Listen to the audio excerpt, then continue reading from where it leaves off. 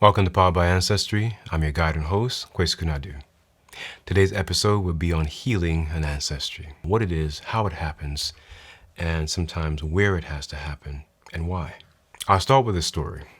This story features myself. When I was 18 and 19 years old, as an undergraduate student in New York, I wrote a letter to my father in Jamaica. And in this letter, I began by telling him who I was. I had not seen or heard from my father since I left Jamaica at age 10 or 11. So fast forward, 9 years later, 10 years later, no contact with him. And even in Jamaica, I had sparse contact with him. So I wrote him a letter because I'd asked an uncle of mine who traveled back and forth between Jamaica and New York if he could get an address for where my father worked, and he did. And so I got the address and I wrote the letter to him. And I explained who I was. I explained to him that I wanted to come and visit him because the same uncle who had given me the address wanted me to run some errands for him for his business, and he was paying for my ticket. Now, what broke 19-year-old college student would not jump at the chance to go to Jamaica for free with some pocket money? So I did. And so I took the offer to go to Jamaica. But before I did so, I wrote a letter because I wanted to see this father. I wanted to connect with him or reconnect with him and figure out some questions that were haunting me over the years. And because I'm the firstborn of my mother and father, and because as the firstborn of 6 siblings, there are questions that you can't answer when you don't have older siblings. And so I had these questions about my mother and my father. I had questions about why they didn't marry, why he hadn't reached out to us, tons of questions. And so I laid out some of them in the letter. But the narrative arc of that letter was one theme. I wanted to heal because I had a certain temper in me, anger in me, that I didn't fully realize what it was or why it was there. Because normally I'm a cool person. I don't really let that stuff bother me. But if I'm provoked, if I'm crossed, I can become a beast. And so I wanted to know where did this beastness, if that's a word, comes from. Because it wasn't part of my natural, everyday being. And so to discover that, I figured, driven by my ancestors, I needed to find out that side of my DNA, outside of my mother and my mother's people. And so I wrote a letter. I remember stapling a picture of myself on the letter so he knew, or at least would recognize me, and mail it off. I didn't hear back from him. And I went to Jamaica. And in doing so, I was able to get a number for him while there. And I called him, told him where I was, and I asked him, if we could meet. He came by, picked me up, got in the truck. I smiled, but it was awkward because it was like getting in the truck with a stranger. And I'm checking in with him, see how he's doing, told him about myself, and we get something to eat. We stopped by this place called Tuff Gong Studio, which is world famous. Bob Marley and other artists have recorded there at Tuff Gong Studio. And the cook, or the chef, that had a outside booth where he prepared fresh, home-cooked meal like rice and peas and brown stewed fish and snapper and those kinds of things. He made a plate for me, and that was the best food I've had in a long time. And just chatted. And the cook or chef, who we called Ross, he's since passed away, he used to be Bob Marley's cook. So whenever Bob Marley traveled around the world, that was his cook, that was his chef. So here I'm at Tuff Gong Studio eating from Bob Marley's chef, right? And so the vibes were cool. We talked some more, my dad and I. And that was the start of my healing process. This anger, but more so the questions that haunted me about he and my mom, about us.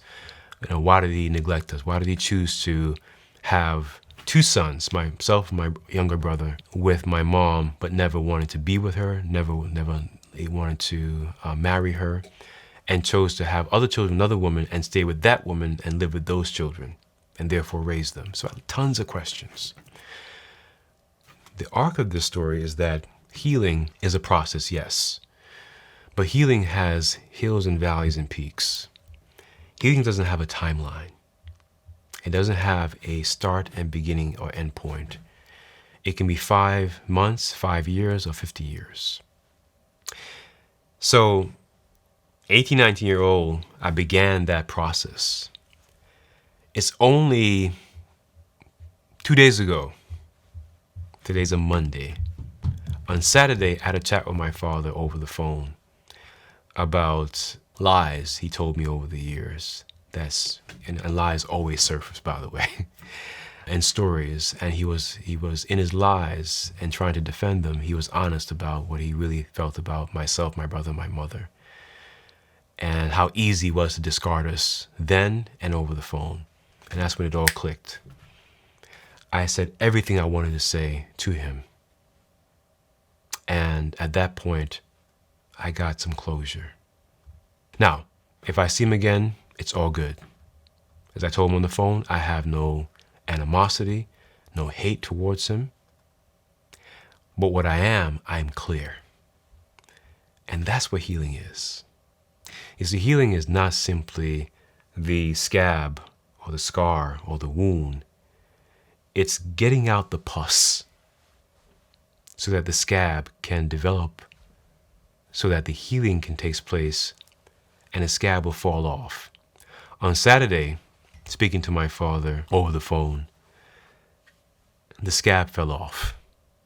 And what I saw was a patch of skin that had healed or almost healed.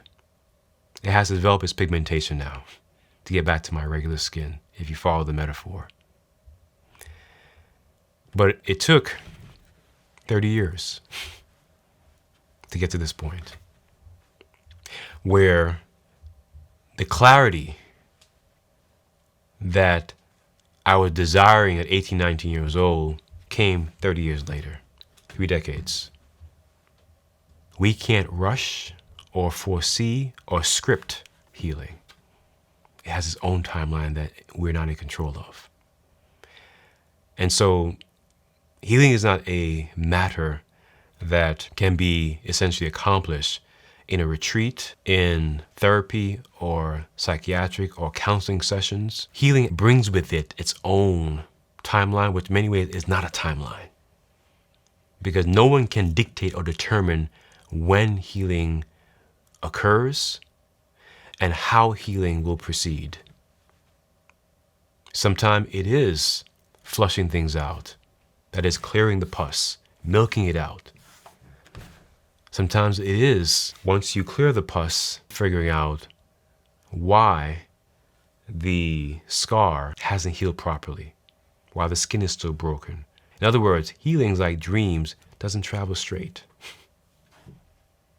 It's not a straight line from point A, I began my healing process as an 18, 19-year-old, to point B, I am resolved and healed now. It doesn't work that way. You see, the hurt and the scars, they are simply signals to point to the fact that we need healing. The traumas and the pains are simply what? Signposts to call attention to the fact that we need healing. But the fact that we need healing and that we get healing are two different matters. In other words, we can be aware that we're hurt, that we have pain, that we've been traumatized, that we've succumbed to a set or a series of violences that have jarred us, have shaken us, that we carry with us, right? Like baggage. But recognizing and acknowledging those traumas and pains and hurts doesn't mean that we've begun to heal. Because healing is not simply the realization, it is the action protractedly taken, as long as it takes. And the key point to remember is that no one, including yourself, can determine when that scab would fall off and that renewed skin, that healed skin, will appear. Someone very close to me gave me another analogy, which I think you all appreciate. She told me that The wound, or which is the call for healing, the hurt and pain, which is the call for healing, it's what pulling the healing to it if you desire it. Because as a healer, I've learned that a number of people who come to me for healing, they don't want to be healed. They want a patch. They want to help me get that man or that woman. They want to get that job. They really don't come for healing. They don't want to be healed. So if you want to be healed, follow this analogy. So our traumas, our hurts, and our pains is like a half a peas that we put into a soil, a very rough, almost sandy, concrete-like soil, wondering why isn't it growing? As fast as another full peas in rich topsoil that's growing what? Heights and leaps and bounds, and they both were planted at the same time. And so you're there looking over at, wow, look at that tree growing so tall and long and so quickly, but my half a seed hasn't even cracked the surface yet. You see, that tall tree is a fiction. It grows quickly, but its roots are shallow, so it will collapse when the wind blows. That's not healing. We often think that's healing. We want to see it quickly. We want to see it soon. We want to have signs. We want to have measurements. That's not healing. You see, the tree to my right, your left, that grew very quickly and tall and got all the attention is what we want. We want the microwave approach. We want the approach that will give us something that we can see and feel and touch soon. But that's not healing, because when the wind blows, that tree collapses quickly because it didn't take the time to grow its roots, to hold steady. Whereas on my left, you're right, that half a seed, you didn't see anything from that soil yet, but then one day it breaks ground and it sprouts out tiny, because all the while the seed was spreading itself in its roots, long and far and wide and dense. And so when that tree grows, and it will grow, it will be so firmly rooted, so firmly anchored, it will not fall. It won't move. Because its roots are what extended and long. Its roots and tentacles are firmly resting or anchored in ancestry. And the ancestry is the battery in the soil powering those roots. And so whatever force, natural or unnatural, that tries to sway or move or chop down that tree, it would fail. You see, we know we're healed when the very thing that call for healing doesn't reoccur.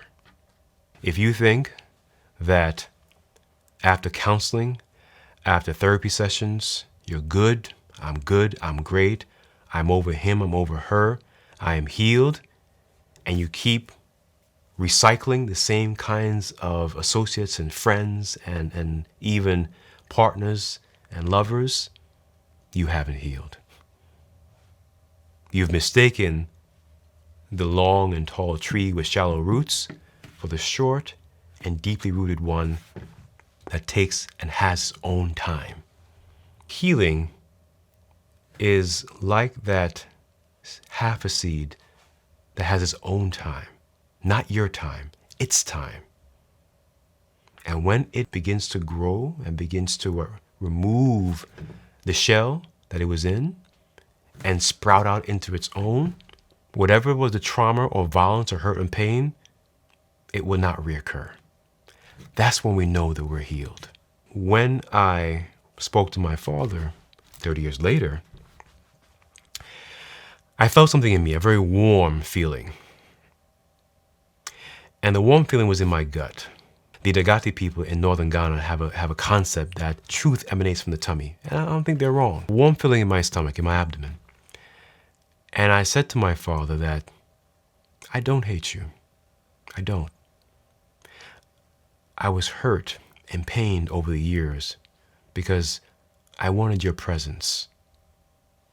I wanted you to be there as you were there for those other children of yours, and you weren't.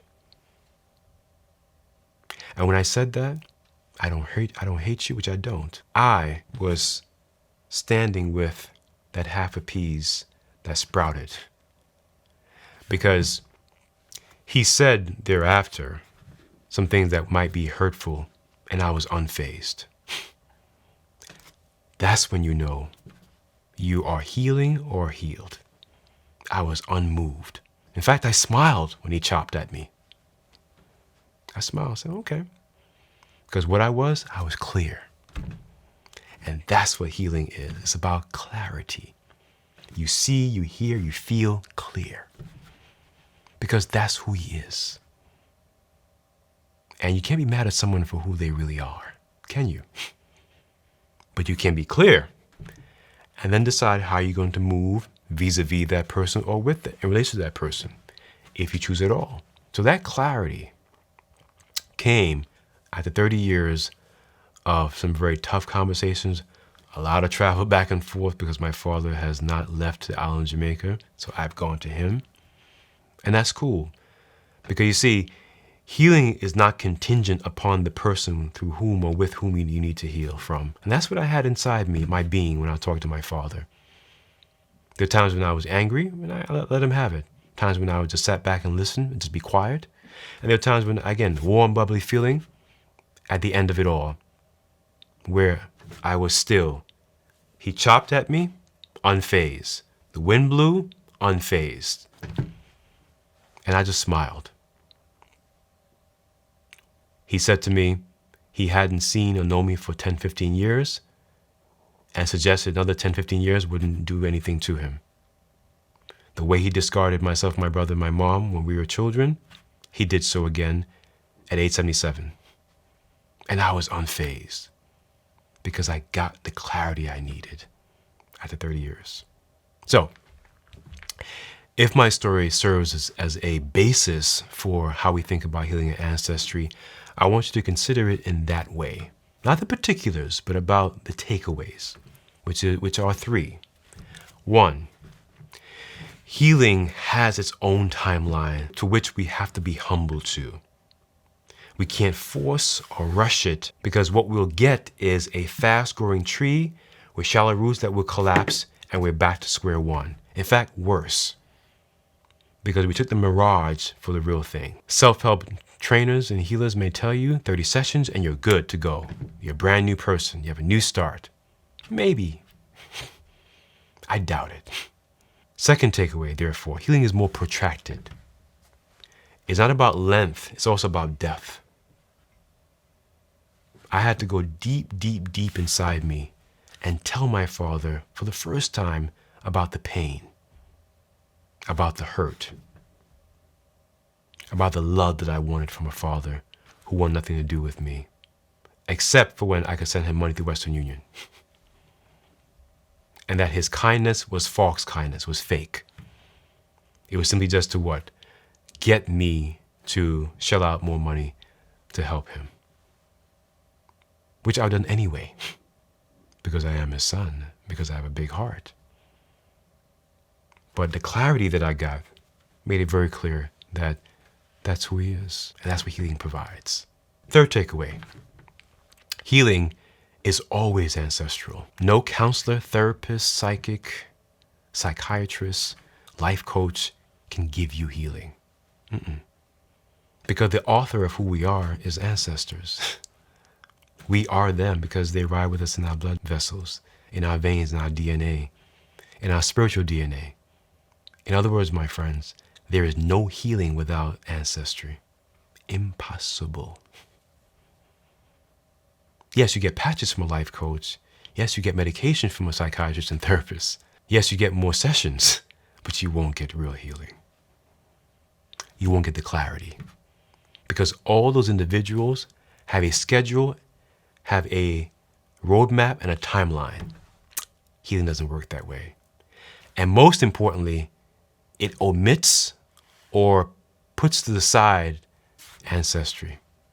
And so unless you are working with healers or spiritualists who are credible, who are reputable to facilitate this process in your family, outside of it, or you have elders who can do that work for you, that may give you a better opportunity to wrestle with and reconcile the things that need to be healed in your being, because the healing can't occur, and I can't emphasize it more than enough, without ancestry.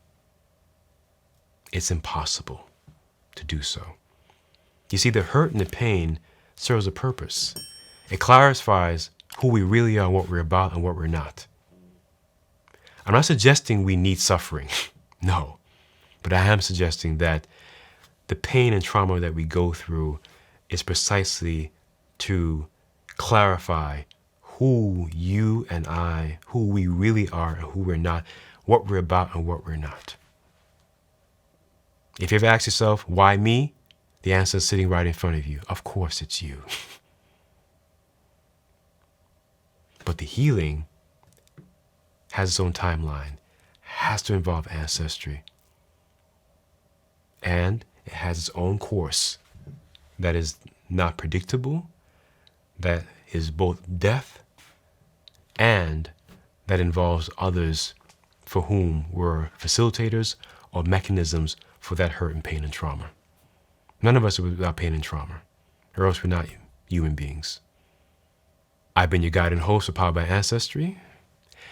Please put your questions, comments, or suggestions for other episodes in the comment section below. Until next time, stay well